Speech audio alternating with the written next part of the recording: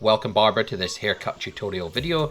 My name is Michael Holm. I've been cutting hair for 20 years and in this video I'm going to break down a simple gents haircut. There's lots of cool stuff to learn in this video, so let's get on with it right away. The first thing that we need to do is get this head of hair under control. So I'm going to use Velcro hair grippers just to grip the top out of the way. The very first cut I'm going in with my clipper comb and I'm going to angle it out slightly. So it's a big, broad, flat comb and I can angle it out and run the clipper across the comb to cut big sections at once. This is really roughing out work at this stage. I'm creating a basic shape and I'm going to give you a little bit more about that in just a moment, but there's a lot of hair to remove initially, so it's not going to look very pristine on the first pass. I'm going to come back and fine tune this. It's actually quite enjoyable when you're removing the bulk like this.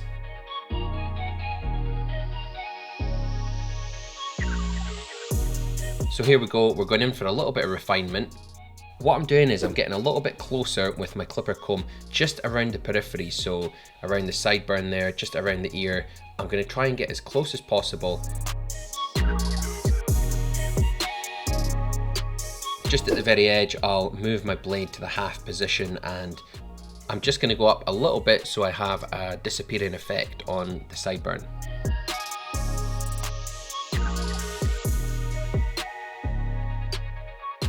From there now, I can go in with my comb and start working up. That's my shortest point, that little half. So even though I'm going in sideways with the comb occasionally, I'm still tilting out the high side of the comb. There's a bit on the head called the parietal ridge that sticks out the most, and I want the hair to be getting longer as we go up towards the parietal ridge. If anyone's wondering how to cut a mullet, by the way, I mean, you can pretty much see it right here. It's pretty straightforward, you only just trim the sides, but that's not what we're doing today. This is clipper over comb. Now, if you've not used this technique before, it's a really good freehand technique that can be used in place of clipper guards, but you can create more of a tailored shape, if you know what I mean.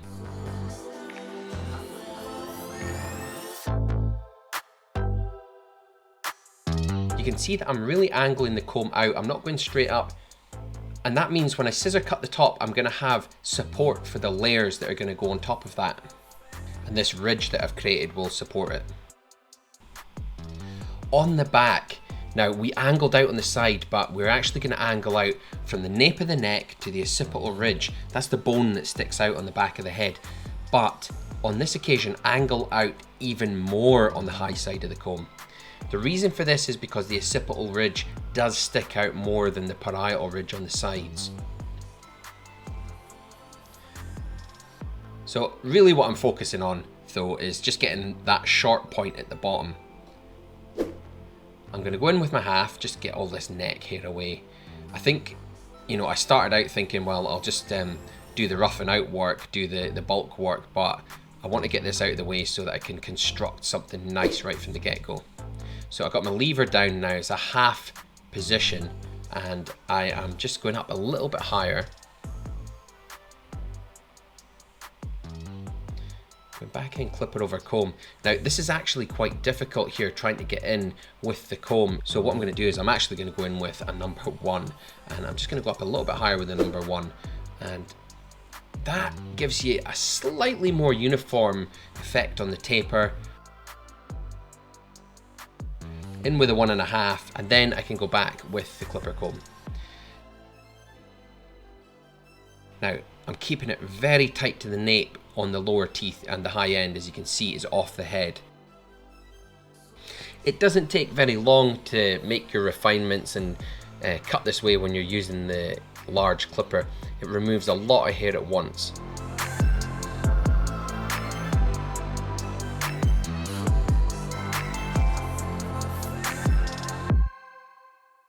So make sure your area is nice and clean.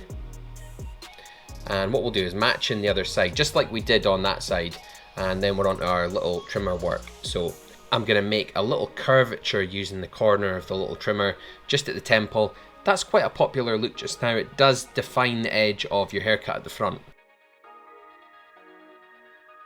Once you've done that, you can tidy around the ears, just trim off any little excess hairs around the ear using the corner of the trimmer and clean that area away.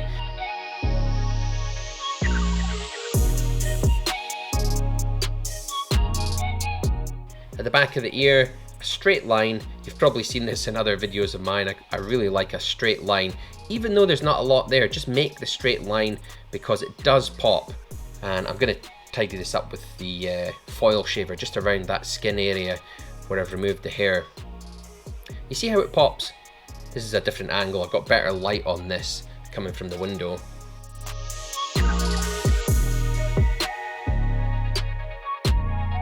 Now, a quick tip, I normally leave neck hair until the very, very end, but I want this to look nice and neat, so I'm doing it now. But the reason I leave it until the very end is because I don't want to agitate the client. I don't want any hair to go down inside their clothes. So, okay, let's wet this down and we will scissor cut the top. Now remember, I said at the start, what we're going to do is cut from the front to the back. And this is a different method from what I've shown before, but it's a very efficient and easy method, I would say. So the method will be separate the left-hand side out of the way, and we're going to take comb width sections from the front to the back.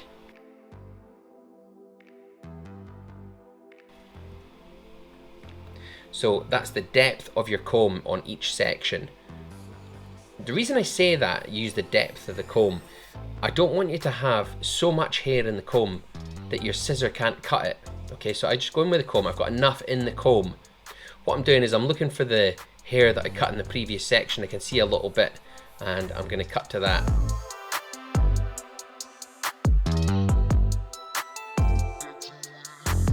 If you're a barber or you're cutting hair, by the way, tell me, do you like cutting hair with the scissors or the clipper most? Does scissor work scare you, or does clipper work scare you, or are you comfortable with both? Tell me what you like cutting in the comment section below. For me, I can actually probably cut just as efficiently with the scissors as I can with the clipper. I could cut the whole side of the head with the scissor just as fast as the clipper. But it's important to remember when you're using these tools that they do give different finishes.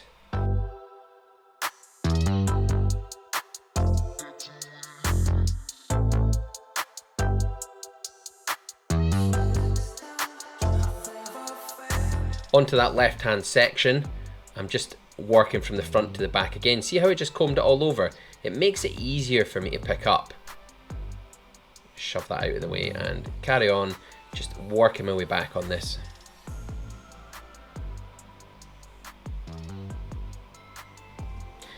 This client really does have a good head of hair to cut. I'm fortunate that his hair has a slight wave, it's very forgiving. Hair like this is probably the easiest to cut because it doesn't curl in too tight and it doesn't stand on end. It just lies very relaxed when you let go of it, like it has flow. So when he came in the shop, I thought, yeah, I have to make a video for the viewers on YouTube.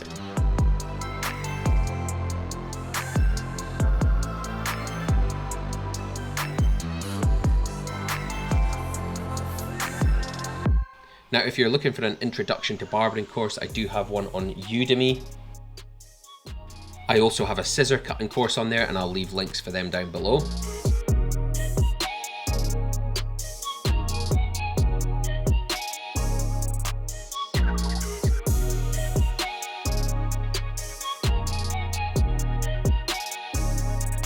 Over on the right hand side, same thing. I've got the hair swept over and I'm just working my way back,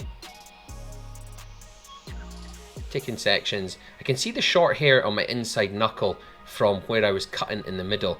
That's giving me a guide for how much to take off.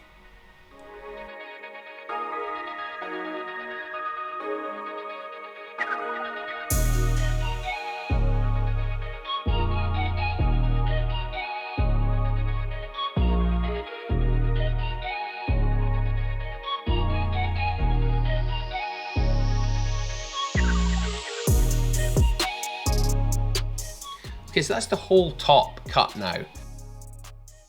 So let's go to the back and we're going to work from the top down at the back. So here's all my sections, and I'm going to work down the way on those sections. It's a scissor over comb technique, so scissor in, comb underneath, cut, and then let that fall, and take another section below it, and cut, and then let that fall, and a section below it, and cut. And the reason that you work from the top down and not from the bottom up is that because all the long hair is lying on top of itself. So if you try to work from the bottom up, you've got long hair lying over the sections you want to cut. It seems a little bit unnatural to cut this way. You would think that you would just work your way up into long hair, but it's actually far more efficient and it's much easier, and I'd encourage you to practice this, even though it may seem alien at first.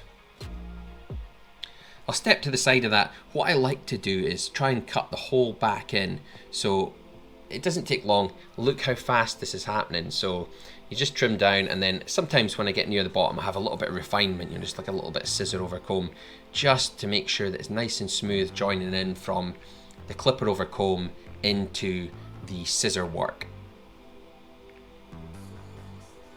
So this is probably, this is the speed that I would cut professionally when I'm working. I'm working at this speed. You don't have to work as quick as me. If you're not confident on this, just take your time. I've built up speed doing this over a long time. And I know exactly what I'm looking for and how far to pull the comb out, but it does take practice, and I'd encourage you to take the opportunity anytime you get a haircut like this to practice. At the side here, let's move the top out of the way. It's all cut anyway. What we need to do is join it in.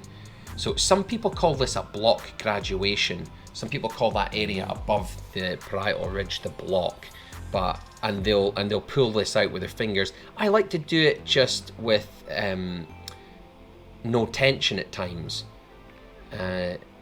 Sometimes I will use my fingers to put some tension on it, but not on this occasion. So I'm combing this down so I can make sections, and I'm going to cut across here, joining that scissor work that I just did into the longer scissor work at the top. So if I pull that out, there's a little corner, let's remove that, and that joins all the long hair together. I just work my way across. The reason I've got a slight angle on my sections is because that's actually the way that the hair is going. So we want some nice flow on that.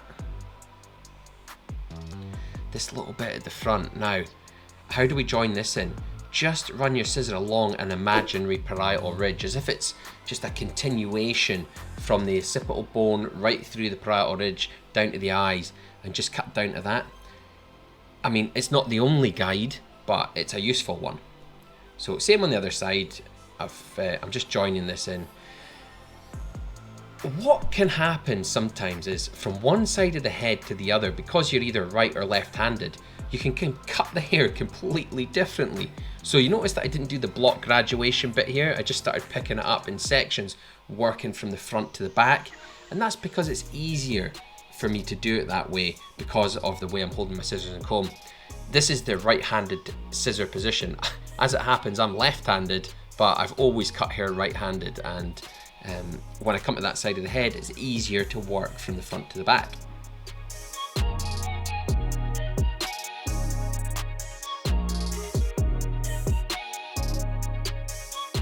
On the fringe, because this is a swept back haircut, we don't have too much to worry about. So what I'm going to do is I'm just going to pull it down past the bridge of his nose, and I'm going to trim off any excess that is just going to be way too long on the top. It's not a big issue, but if his hair falls forwards, I don't want it to look messy. He is having it swept back, so. Right, a little bit of mousse into this, and I'm going to give it a wee dry off.